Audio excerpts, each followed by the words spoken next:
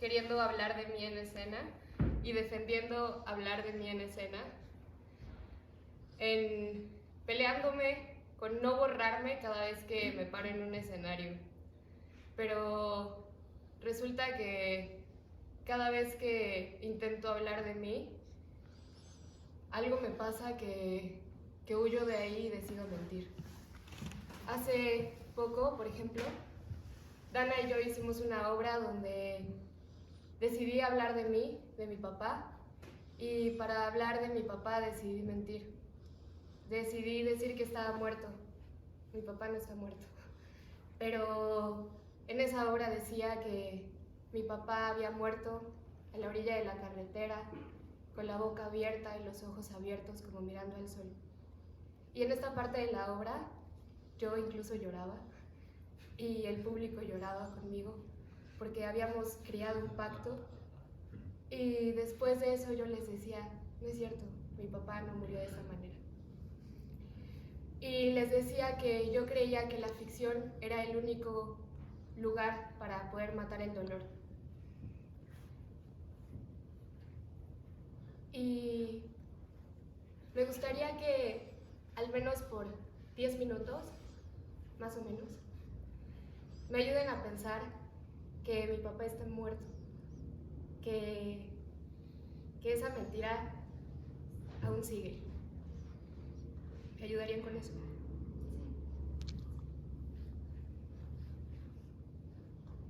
El día en que murió mi papá,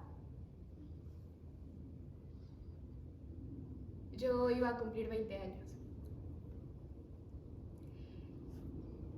Ese día mi papá nos había prometido llegar porque él vivía en otra ciudad.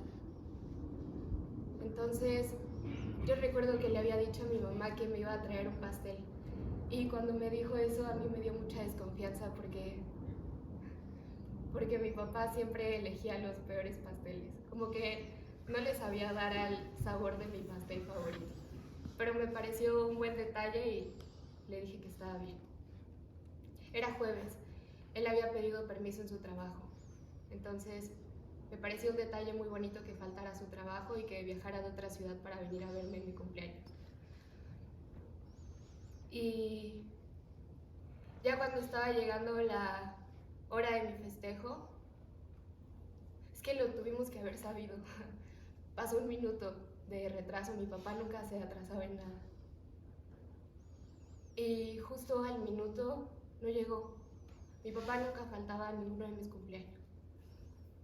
Y después de eso, los 7 días más difíciles de mi vida. Entre reconocer su cuerpo, entre reconocer un cuerpo que incluso ya era irreconocible. Y las despedidas, el cuerpo hinchado, entre una cara que ella ni siquiera podía reconocer. Y entre esos días mi mamá me dio esta libretita y esto que está sucediendo, sí es verdad, mi mamá sí me dio esta libretita.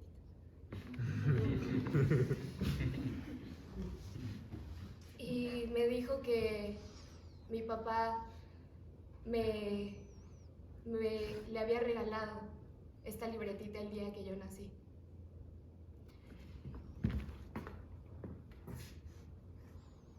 Bueno, recordamos que mi papá está vivo, ¿no? Pero que ya no le hablo. Creo que incluso en esta nota que les voy a leer, yo tuve que haber intuido que mi papá iba a ser un padre ausente para toda la vida. Ahorita se las leo. Y me dijo que mi papá le dio esta libretita bitácora para que registrara desde el día en que nací hasta los días siguientes. Yo después de eso me encontré con una nota que me había escrito mi papá. Se las voy a leer.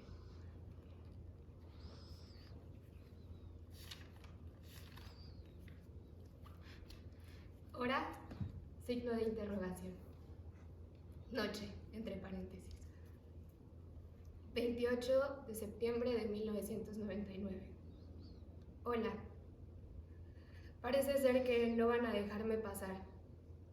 En unos instantes hablaré con la trabajadora social y ojalá pueda convencerla. Ojalá tu mami estuviera aquí porque, ¿sabes? Ella con una mirada lo logra todo. Pero claro, si ella estuviera en mi lugar, yo estaría en el suyo. Y entonces no estaría sintiendo lo que tú sientes, lo que ella siente. Gracias por hacerme sentir de esta manera tan sencilla, pero tan especial. Gracias, tu papá. Posdata. Yo sé que con el tiempo seré más cariñoso y entonces escribiré sin olvidos. Te quiere, tu papi.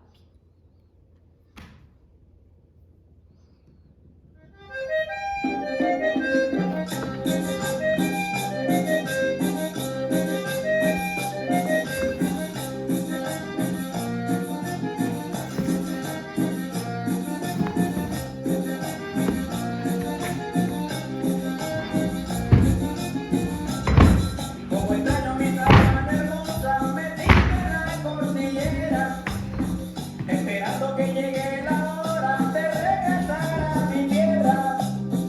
En el valle de Cubeta me he metido, lejanía que me tiene prendido. En mi pecho floreció una cumbia de la nostalgia como una lágrima que no escapa.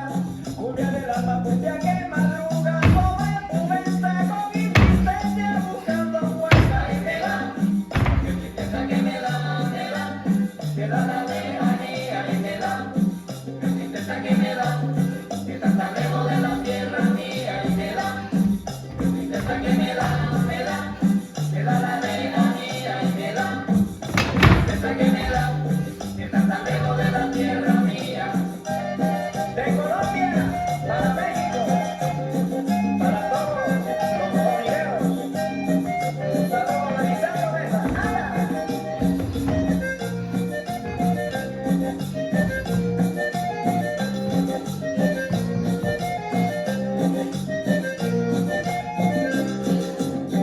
Bueno, pues, gracias. Más o menos así se siente una crisis de ansiedad. Más o menos. Y para que más o menos la entiendan, les escribí un manual. Manual de una crisis por ausencia o violencia. Número 1. Temblor que se siente en el pecho y se siente que el cuerpo te va a explotar. Número 2. Pensamientos intrusivos. ¿Qué son los pensamientos intrusivos? No sé, pero así la gente le dice últimamente a los pensamientos. 3. Un padre ausente. 4. Una denuncia de la Fiscalía de Delitos Sexuales. 5. Ser mujer. 6. Ser mujer en México. 7. Haber sido abusada, tocada, ultrajada por alguien a quien querías mucho. Un ejemplo nada más, tu pareja. 8. Temblor en el pecho. ¿Por qué me tiembla tanto el pecho? 9. ¿Y si abuso un poco de mi dosis de pastillas? ¿Y si me corto un poco las piernas? ¿O si me corto un poco los brazos? 10. Y la peor de todas, yo creo, sentirme mal por sentirme mal.